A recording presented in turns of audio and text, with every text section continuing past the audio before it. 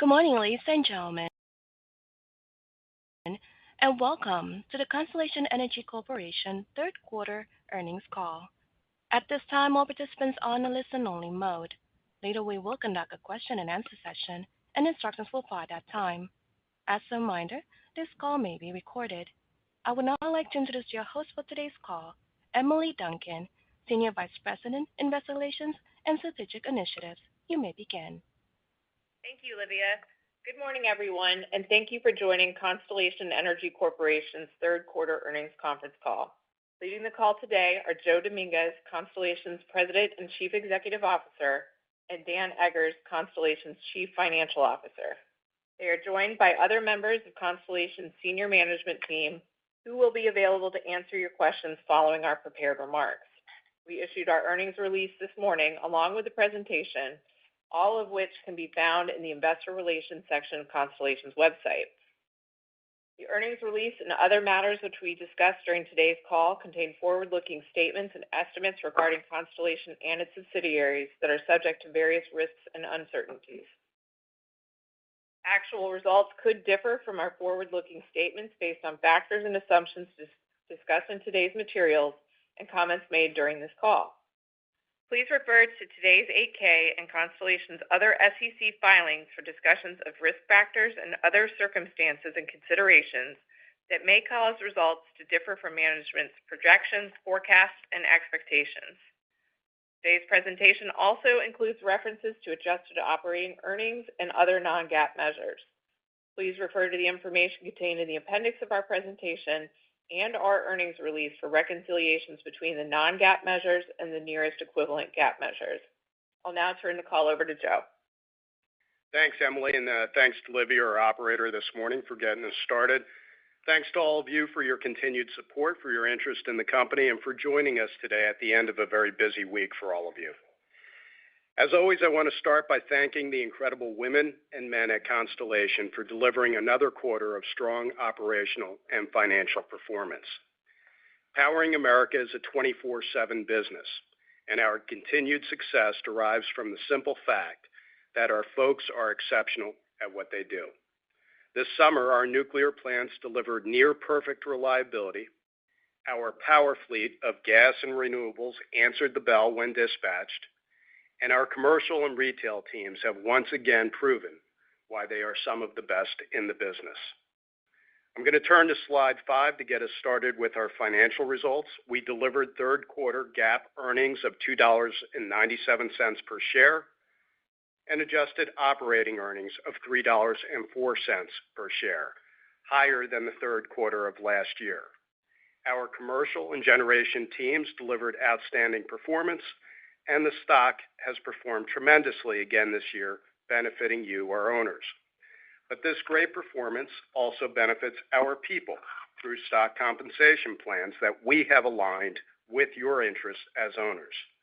This year, because of the magnificent performance over a number of years, these plans are triggered and create some non-recurring O&M headwinds that Dan will cover in his section.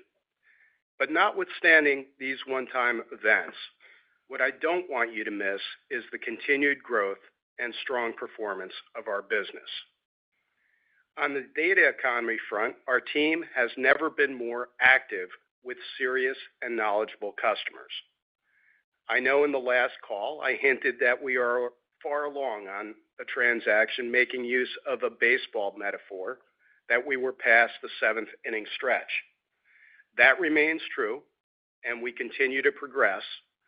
But as we have recently witnessed in real-life baseball, and as I'm sure Dodgers and Blue Jays fans especially can attest, some of the later innings can seemingly drag out. Nonetheless, we're confident in our ability to complete these transactions, and we will let you know just as soon as we can. But perhaps more important to you than any set of transactions is what we are seeing in the broader data economy market. Our general observation is that the market is hotter now than ever, and the real big difference we're seeing is buyer maturity. In the earliest days, we had a great deal of interest from a lot of customers, but I think it's fair to say in retrospect that many customers in the early days were exploring options. kicking tires, as some might say. Sometimes they were wondering whether nuclear energy would fit into their own sustainability plans. And even the most serious buyers were still on the shallow part of the learning curve when it came to understanding our markets and the interconnection of really large loads. Today, we're seeing a far more sophisticated and aggressive customer walk through our door. They have done deals.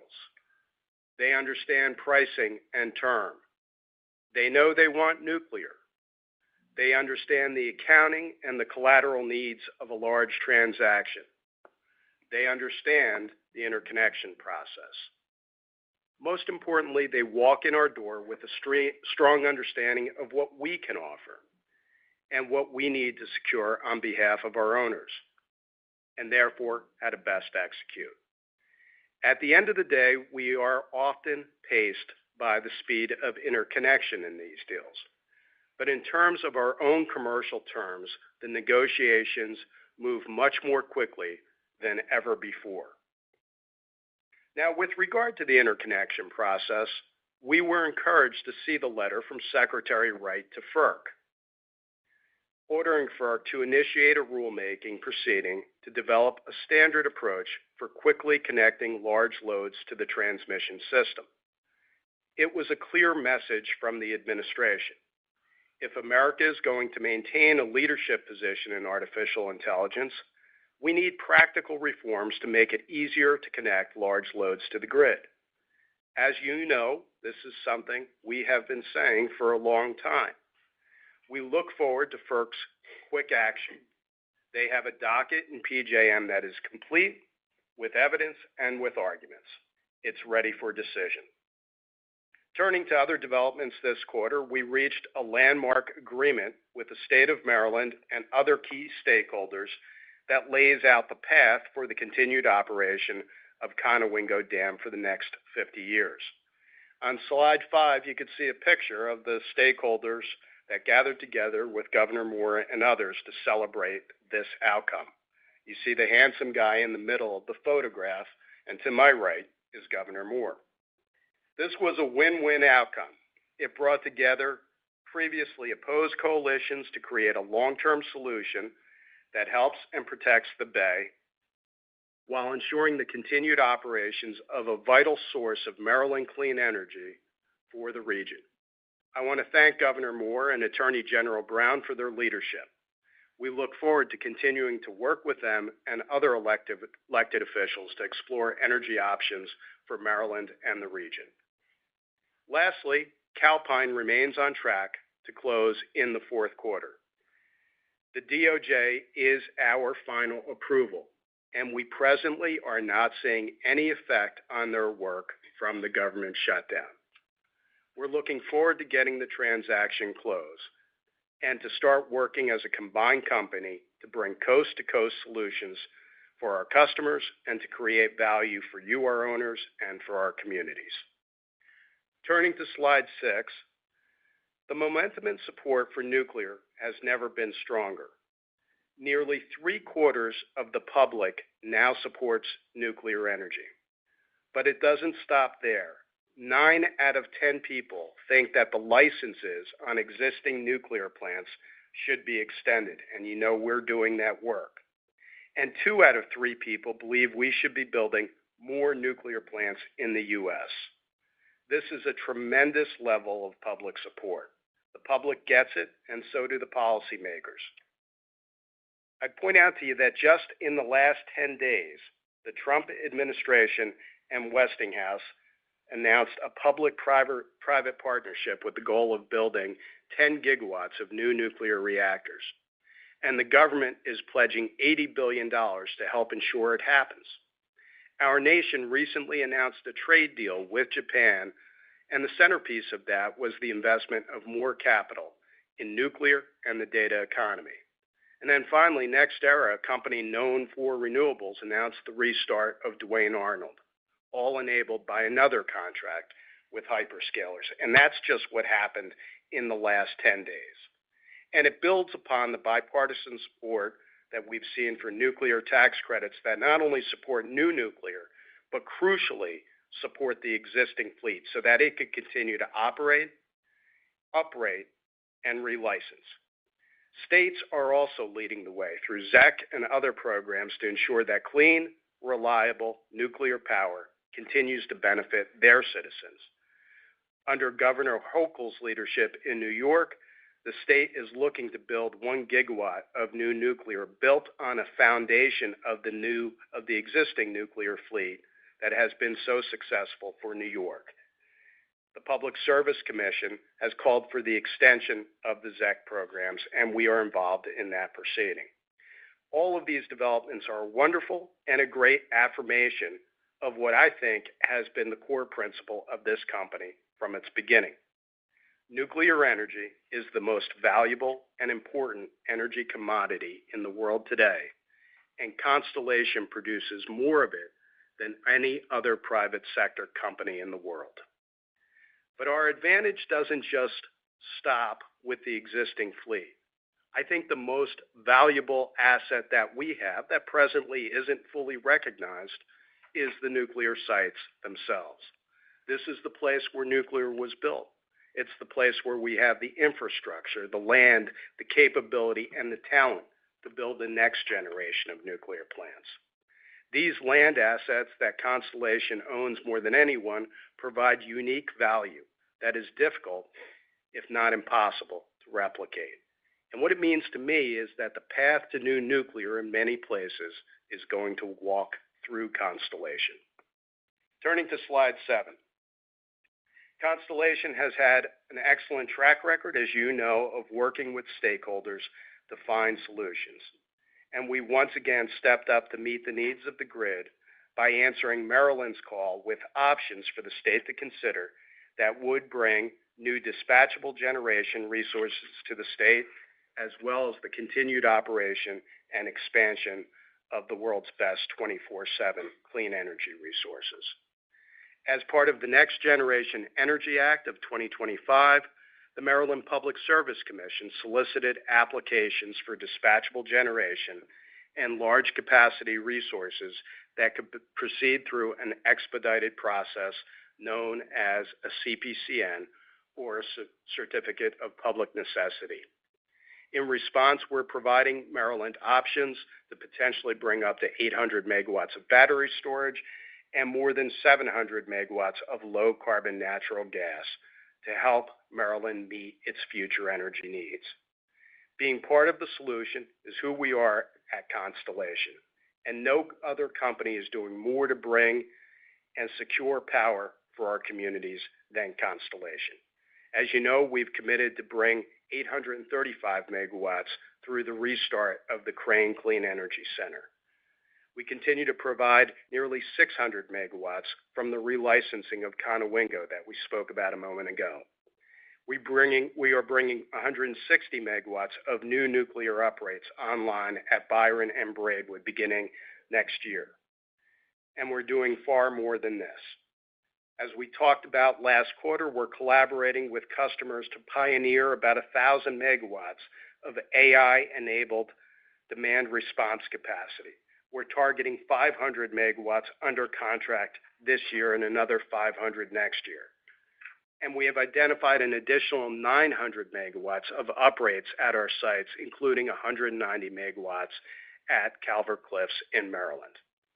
Constellation has and will continue to support reliability everywhere and operate in our competitive markets effectively and performing well.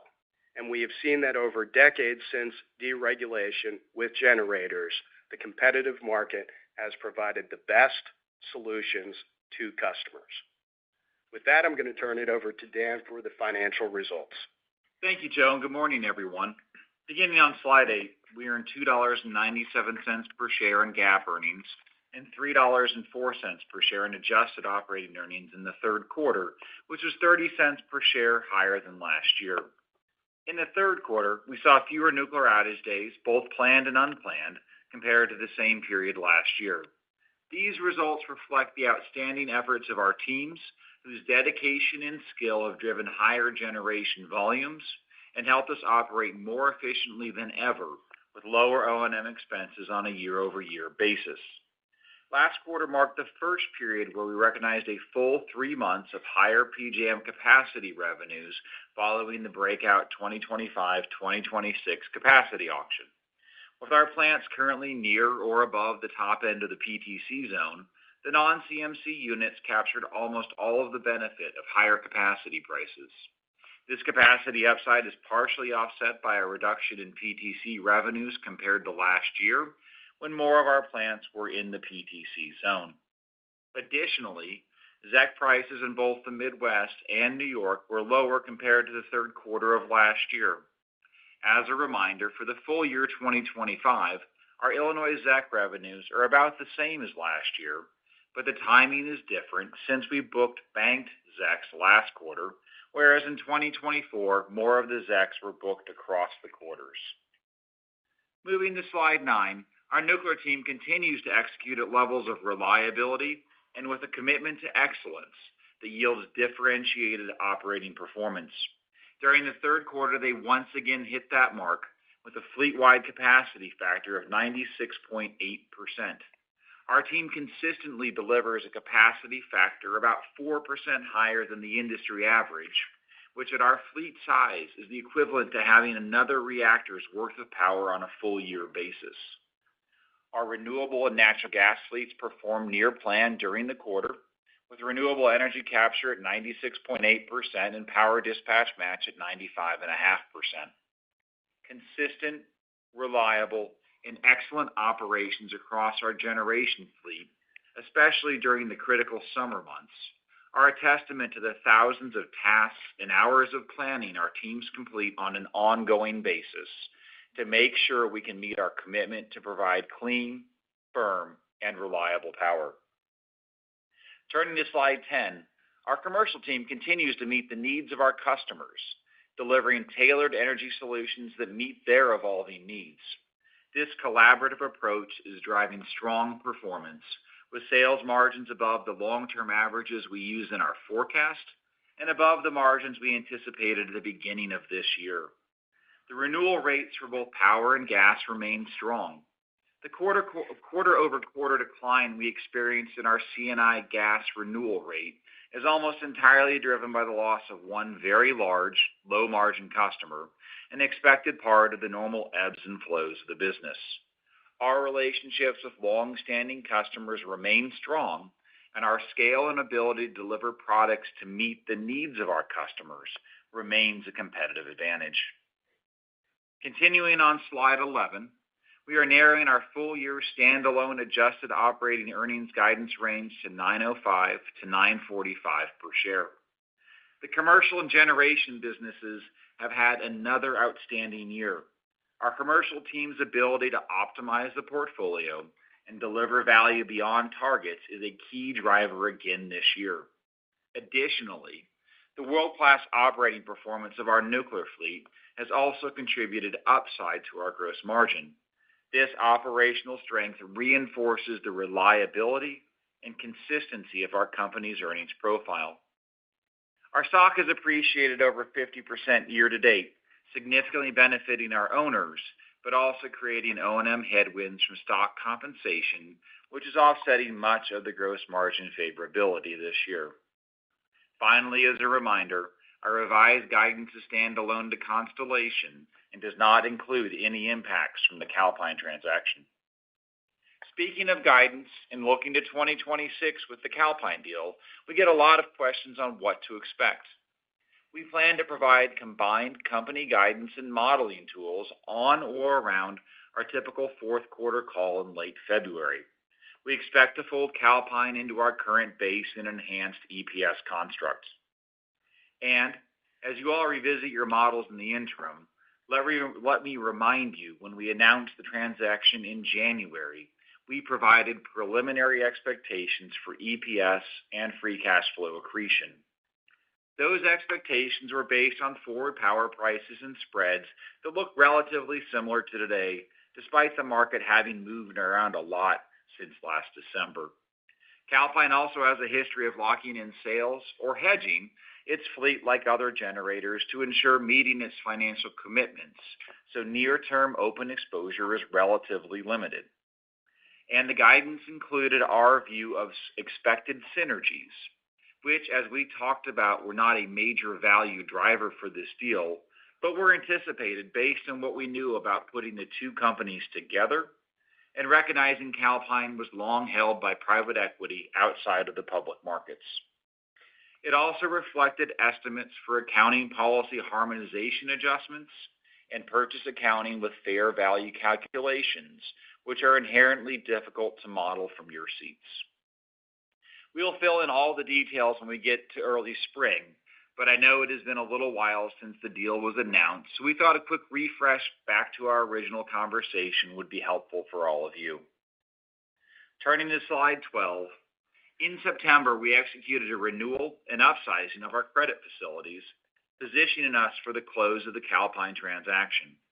Combining the expanded revolver with the other liquidity tools that we use, we will have $14 billion of liquidity after the deal closes, underscoring the strength of our balance sheet and the strategic flexibility afforded by our investment-grade credit rating, allowing us to move forward with confidence.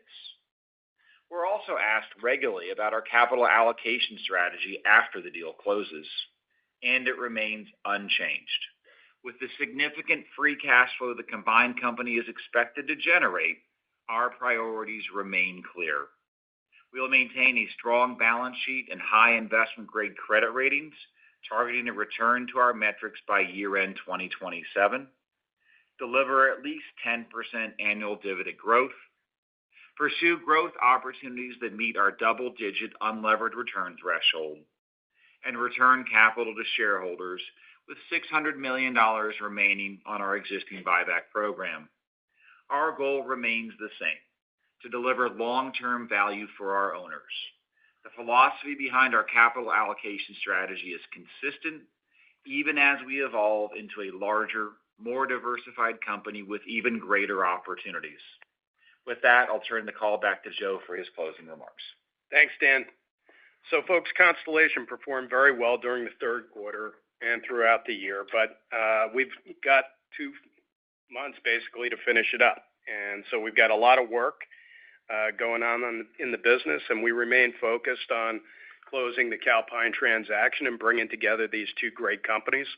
We're looking forward to proving that 1 + 1 will equal 3, and that the size and scale of the combined company will deliver value for our customers and for our nation that neither company could have done on its own. We're working hard to execute transactions with our customers in the data economy, and we're working with the states and regulators to provide sensible solutions for meeting this moment where new generation and new capabilities are going to be needed to allow America to lead, as it should, on AI.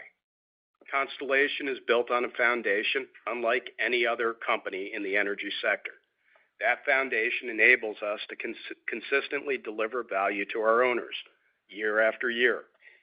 We generate strong cash flow and base earnings supported by a nuclear production tax credit, which continues to enjoy broad and growing bipartisan support. We have a strong earnings growth profile through the decade, and we are in the middle of strategic transactions, or PPAs, with hyperscalers, which we expect to complete, which will be additive to both our growth and our base earnings.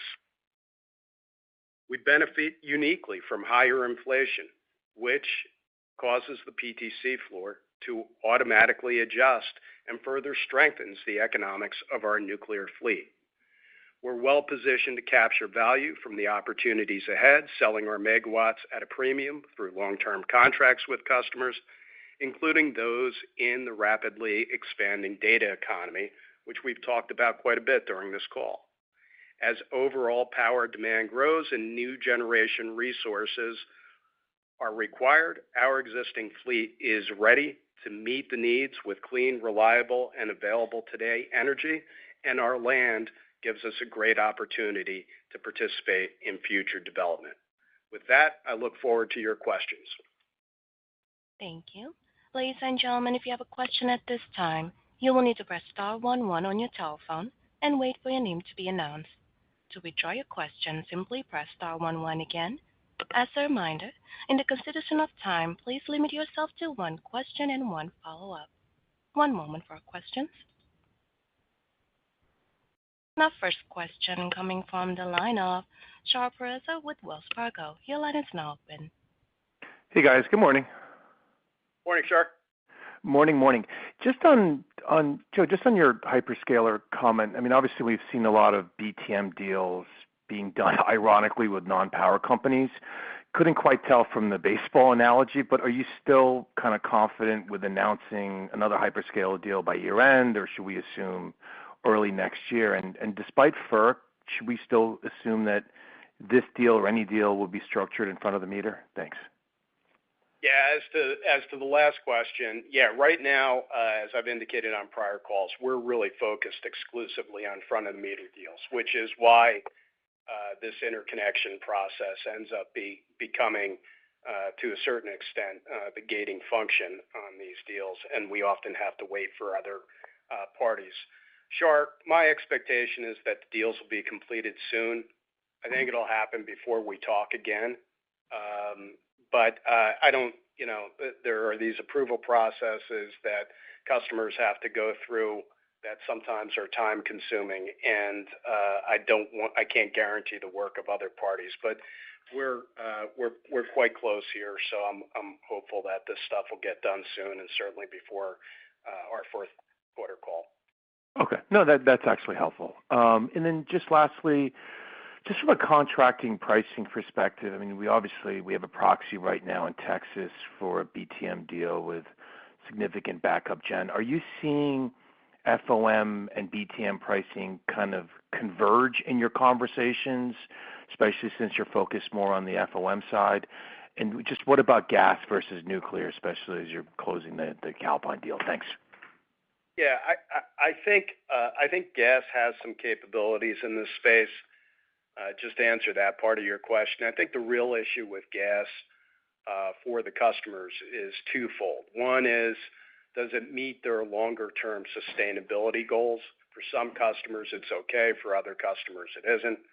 And then separately, in the case of gas, it's sometimes more difficult to predict the kind of long-term pricing. So when you're asking me to compare pricing for gas, whether that's behind the meter or in front of the meter, to a nuclear deal, we end up having to speculate about what future gas prices are going to be, say, over 20 years. We end up having to speculate whether or not there are going to be other compliance costs associated with carbon emissions from gas. So really hard to do that. Oftentimes, the gas deals leave those issues open to different inputs for either a carbon price, a change in policy, and of course for the underlying cost of gas. So hard to compare the two things. And generally speaking, the deals that you're alluding to that have been done really haven't been done with new clean resources that allow for the comp. So a bit hard to say. I do think that from an economic perspective, what we're offering, and I think is part of the heat that we're seeing in terms of the inflow of customers through the door, is very attractive pricing relative to other options, and pricing that's firm and sustainable for a long-term period, and something that they know from their own environmental pledges and sustainability goals is going to be compliant for them. Got it. But just, I guess, Joe, just focusing a little bit on just nuclear FOM versus BTM pricing, is there a material difference are you seeing when those conversations just honing in on nuclear? Sure. I think it's hard yet to fully understand what the new nuclear pricing is going to be. I mean, that's the bottom line is we do a tremendous amount of work on that, and I think it's far from settled what that's going to look like. Obviously, what we could offer is significantly more economic, and most importantly, it's available right now. Got it. Okay. Super helpful. Thanks, Joe. Appreciate it. See you soon. Yeah, you bet. Take care. Thank you. Our next question coming from the line of Steve Fleishman with Wolfe Research. The line is now open. Hey, Steve. Good morning. Yeah. Hey, Joe. Good morning. I guess first, just a question on the Calpine. There were some stories about a potential delay in the asset sale process by you. Just is there anything that we should read into that? Probably a couple things, Steve. One is we kicked off the asset sale process because we weren't sure how much time we were going to be given to divest needed assets. And so we're feeling more confident that we're going to have a reasonable amount of time to execute the divestiture post-regulatory approvals. And secondly, as we complete the regulatory approvals, it is, as you know, DOJ and FERC utilize different tests. And so we want to make sure we're targeting the exact right assets to divest. Okay. Biggest point here is that we just don't feel like we need to be in a hurry to complete an asset sale transaction, and we want to take our time. The market is very supportive of sales of these assets right now. Yeah. And I guess there'll be others that have pending ones that will be done later on, maybe. Right. That could be buyers. Okay. So the other question is more just high level. I mean, for the last several months, we just keep hearing different new entrants to the power business, whether it's, oil companies, gas companies, new technologies, et cetera. And then obviously huge focus on time to power. But then at the same time, it seems to take a very long time to work out deals for those same customers with the assets that are there already. And maybe you can just help connect the dots of what's going on and your conviction level that you'll be able to kind of execute on the ability to capture these new customers. I think the excitement and interest in new generation is just really a reflection on how durable this growth cycle is going to be. We're seeing the investment in new data centers just grow over year, and we're now seeing capital deployment projected to be $750 billion on building data centers, and notably that's probably twice as large as the three largest publicly traded power companies in the United States. So we're seeing an investment in the data economy that's simply enormous, and it's going to call for all hands on deck. And I'm always pleased to see that they believe in it so much that they're lining up power needs that are really going to come on 5 or in certain cases maybe up to 10 years down the road. So I think that's all indicative of the size of the opportunity that we're seeing. Steve, I just simply stand by my earlier comments that the amount of interest we have, the number of deals that are being negotiated is far different now and far bigger and more serious now than it's been before. And so that's what gives me confidence we're going to be able to continue to execute the strategy. And I think we provide something uniquely, and that's available now power with a predictable opportunity to scale that. Okay. Thank you for that. Thank you. Our next question coming from the line of Jeremy Tonet with J.P. Morgan. Your line is now open. Morning, Jeremy. Hi, good morning. Hi. Was just wondering if you could provide a little bit of color on 3 Mile Island. Seems like progress is going well there. Just wondering if you could provide any updated thoughts. Well, just what you said. I mean, the progress is going well there. We've had a number of critical items that we've completed just recently. The plant looks really well. We talked at the beginning of this whole project that we were going to need a couple of components, the main transformer being one of them. Fuel was another gating item, getting the people ready to operate the site. That was a gating item. Brian, who's here, and his entire team have just done an exceptional job getting the plant ready and really tackling some of these challenges that we identified. Most importantly, we're not seeing new challenges emerge, right? So as we continue to do our work, There's always going to be some discovery that comes along with the inspections of the plant.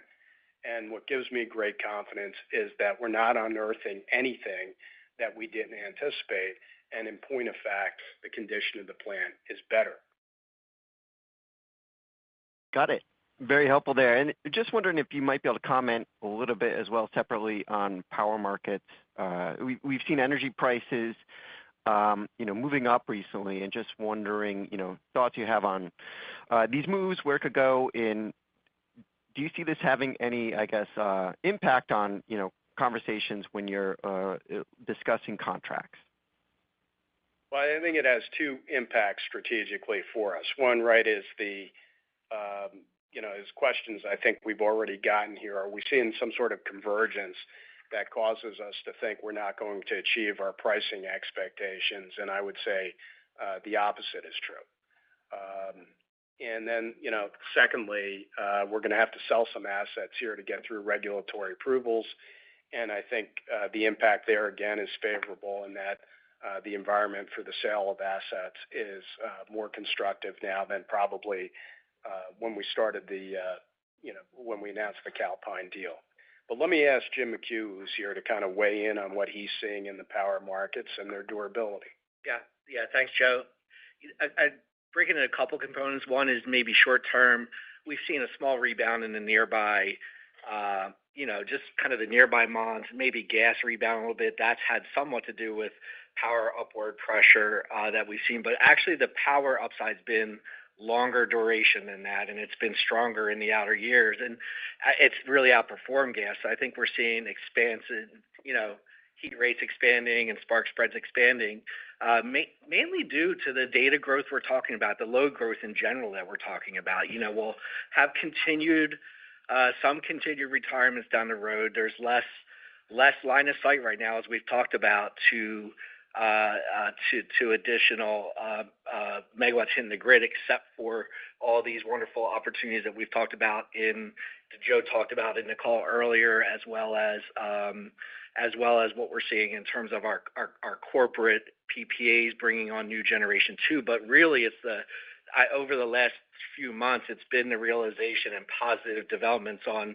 load interconnection and the reality of load growth happening, where I think the power markets are pushing stronger. It's still rather tight on the supply demand fundamentals in general, and it's really about the expectation that we'll see higher energy prices to go with some of the upward pressure we've seen on capacity prices in these markets too. Got it. That's very helpful. Thank you. Thank you. Our next question coming from the line of David Arcaro with Morgan Stanley. Your line is now open. Morning, David. Okay. David just withdraw his question. Our next question coming from the line of Andrew Weisel with Scotiabank. Your line is now open. Good morning, Andrew. Hi, good morning, everyone. A few questions for you. First, in Maryland, you talked about the 700 megawatts of natural gas capacity. I believe that's existing assets, and you mentioned relocated turbines. Can you get a little more specific? Where would those be coming from, and maybe on timing, how quickly would those be available to come online? They're physically located in buildings in the Midwest and in New England, and they're I would describe them as incredibly lightly used assets that we could relocate relatively quickly to Maryland. But in terms of their performance capabilities, are relatively speaking state-of-the-art in terms of their heat rates. And we have taken measures to refurbish those units and get them ready for rapid redeployment. So that, I think, is the answer to your question. Great, thank you. Then on new nuclear, I know I'm pretty new to this story, but I know that you sounded pretty cautious about new nuclear construction given the high costs and risks.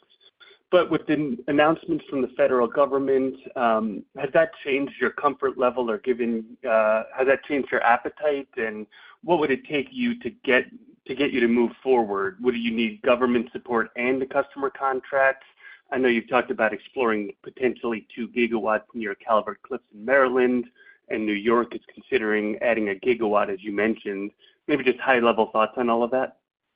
First and foremost is a PPA, right? We need a durable PPA. And the second thing is we need clear pricing that we're going to be able to achieve with constructability. And that means good partners that bring the technical capability and the ability to construct along with them.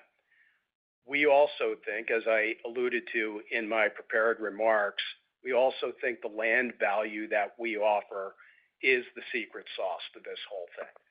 I think you're not going to build nuclear plants in the places we do business, with the exception perhaps of Texas, in communities that have never had nuclear before. And I think there's a huge value to having that talent, having the big water, the rail, all of the infrastructure, and most importantly, the community acceptance. So what I'm looking to do is to monetize the value of that land and that set of capabilities that we bring and convert that into a position that gives us some of the output of the new units. The next thing we're trying to do is make sure that whatever gets operated on our land, because we have operating units, gets operated by us, not by others. So an operating services agreement will have to be part of it. In terms of what enables it, I talked about the importance of a PPA. I think the involvement of the administration and the way that they're talking about with Westinghouse, likewise, is going to be critically important. And I commend President Trump for his incredible leadership on nuclear. We still need to see the details, and we still need to see, as I said earlier, some very, very clear cost numbers and some very, very clear commitments to deliver those costs on time and on schedule with an operating unit before we are going to put significant capital at risk for these things. I like the way things are evolving. I have been cautious, and I remain cautious, and I will always be cautious because it's a lot of your money that we are talking about here. But I am gaining confidence daily as more and more qualified players are coming forward, and as we're seeing things like the Westinghouse announcement. We still need to get all of the details to really fully understand it, but it is no doubt a positive. Great. That's extremely helpful. Thank you. Thank you. And our next question coming from the line of David Arcaro with Morgan Stanley. David, your line's now open. Morning, David. Hey, sorry about that. Good morning. I thought you had your question answered. No, I'll try again. Right. Messed up the first time, but no, thanks so much. Good morning. Let me see. Could you maybe also reflect on your demand response efforts and the initiative that you're pursuing there? And I know you've talked about flexibility of data centers in the past. Are you seeing progress there in terms of data center willingness to go that route, and just the update on that initiative across different markets? Yeah, well, let me start on what I'm seeing in terms of flexibility from a technical capability. And then I'm going to turn it over to Jim McHugh, again, who runs our commercial team, to talk about this exciting work we're doing on demand response. So we have been, since the very beginning, one of the core participants in EPRI and their DC Flex, or data center flex capability. And we're seeing a lot of great capability to use backup generation and flex compute. I don't want to overstate that, however. I don't think we're going to get to a point where we could flex on and off the full output of data centers. I think it's going to have a meaningful impact, but it's going to have an impact at the margins. That's why we began to explore using AI to see if we could attract some of our other customers to actually providing the relief or the slack on the system during the key hours, and they would then use their own backup generation or curtail their own consumption of energy during peak hours.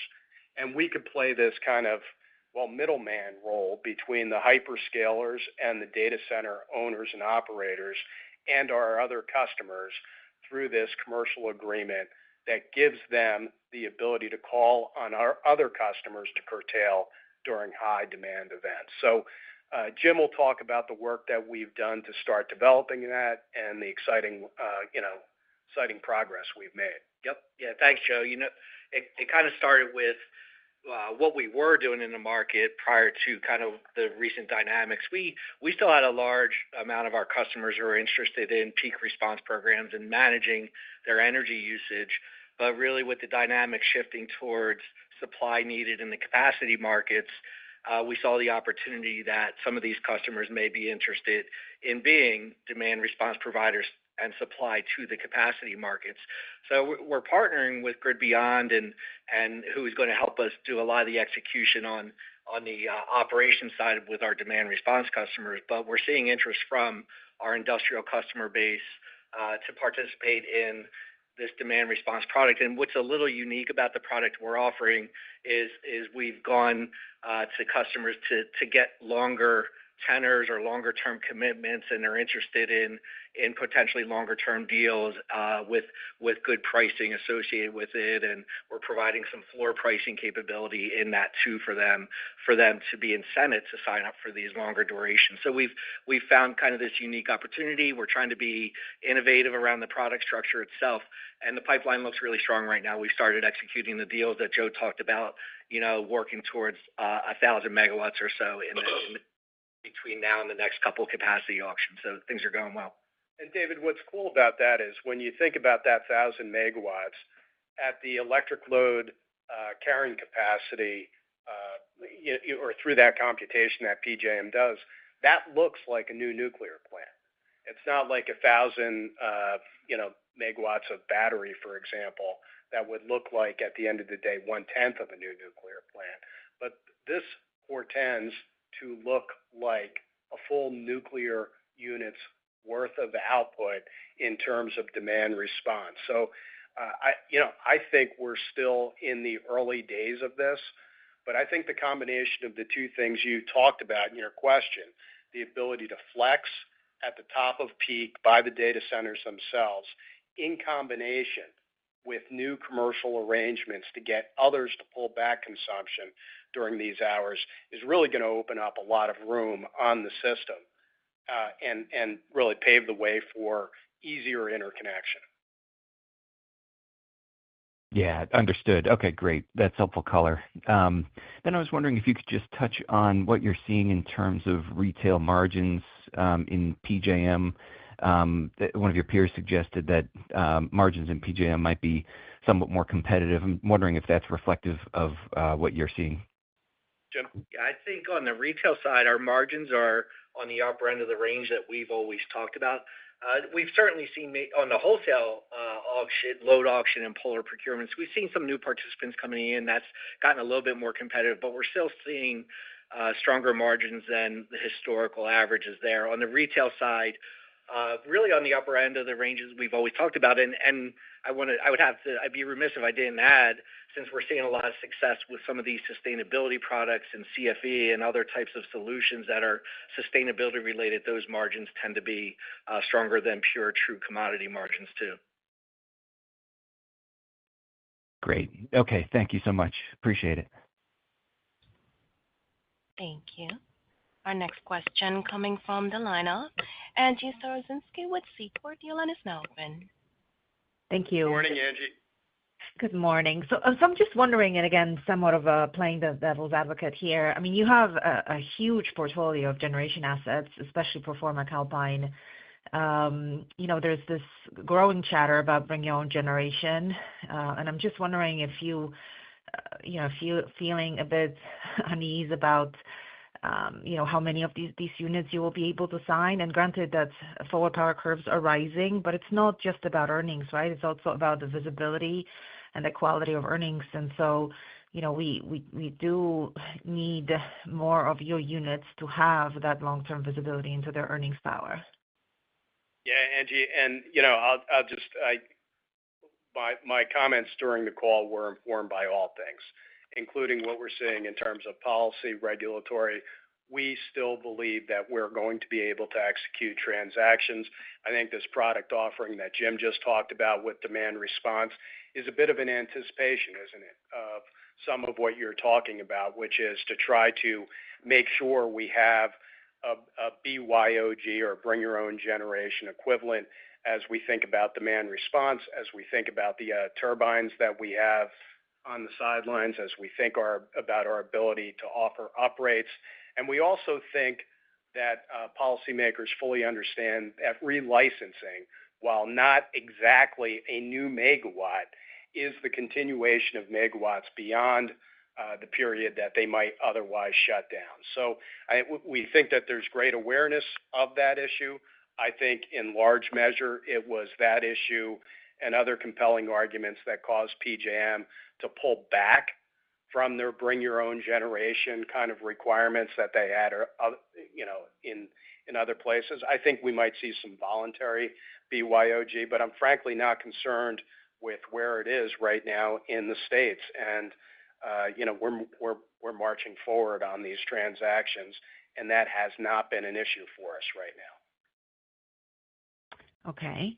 And then, so it's been mentioned, by you and in previous questions, that we have seen a lot of announcements from other companies vaguely associated with power for power plants.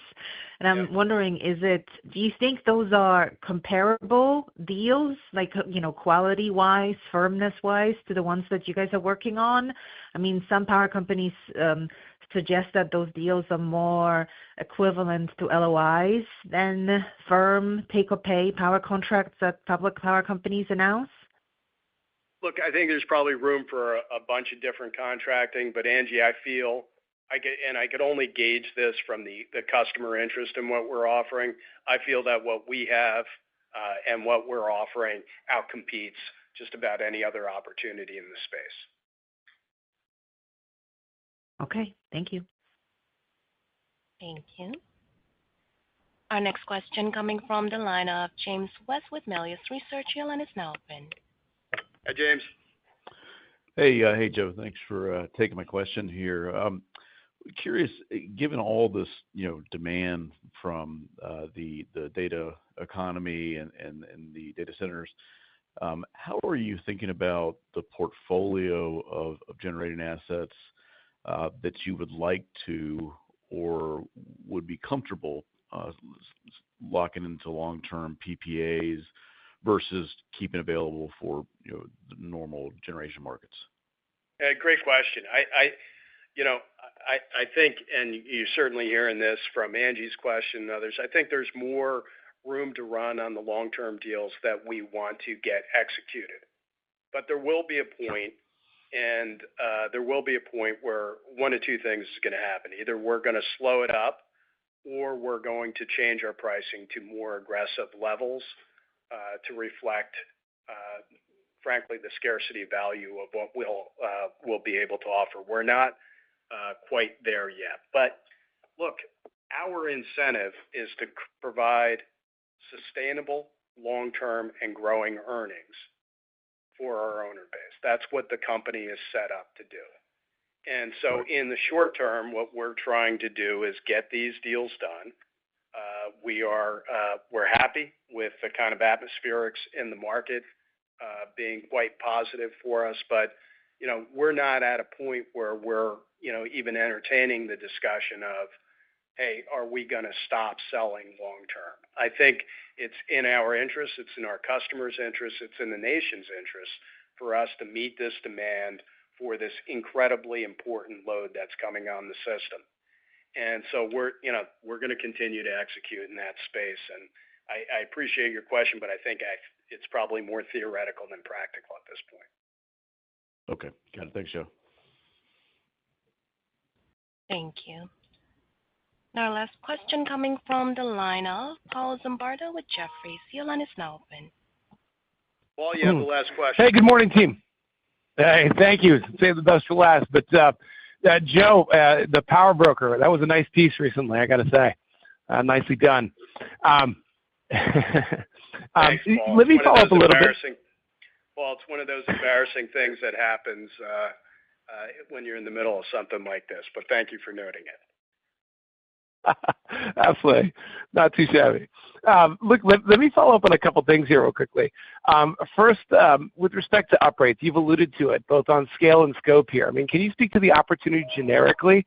I'll take note of the Pennsylvania governor's disclosure on cost relative to the 340 megawatts at Limerick. I mean, are there more Limericks out there in terms of effectively providing an uprate that's tantamount to the size of an SMR?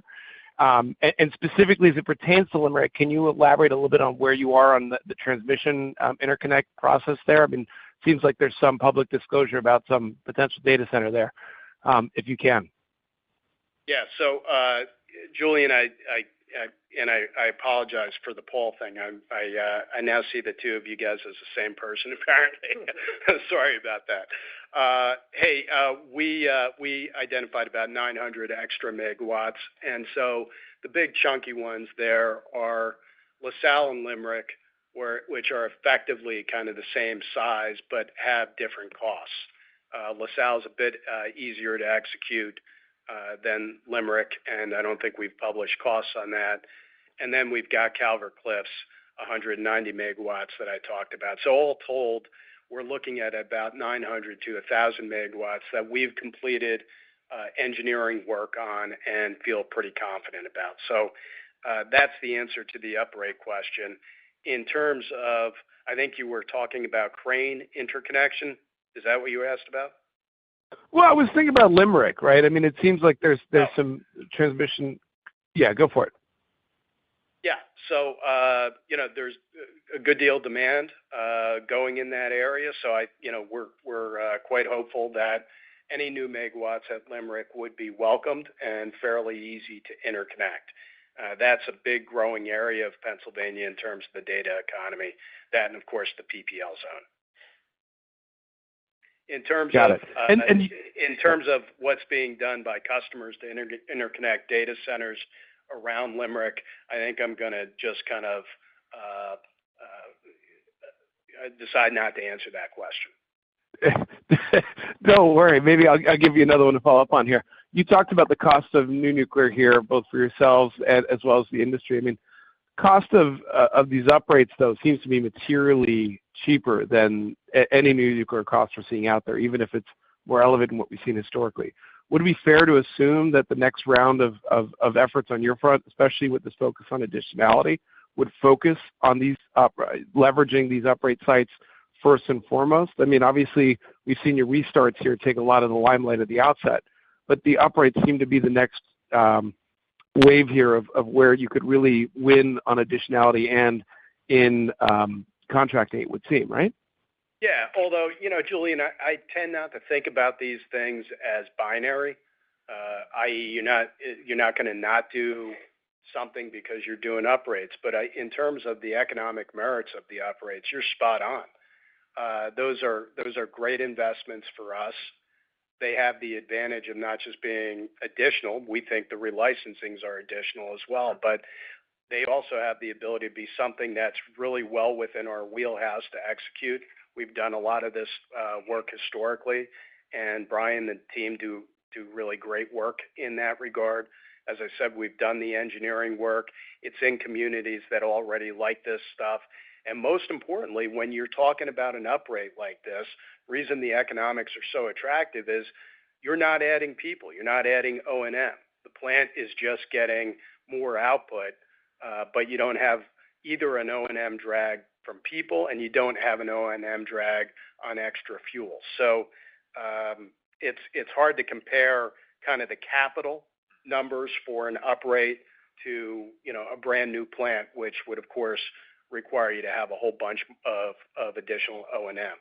And I think, let me just not to drag this out, but I think sometimes when people are talking about the cost of new nuclear and whether it's going to be competitive as a solution for contracts, so on and so forth, they tend to look at it from a capital cost perspective. And I certainly understand that because that's the way people have become accustomed to looking at things like renewables and storage and even new gas-fired generation. But there's a huge O&M piece with nuclear that has to be carefully understood that factors into the ultimate price of that resource.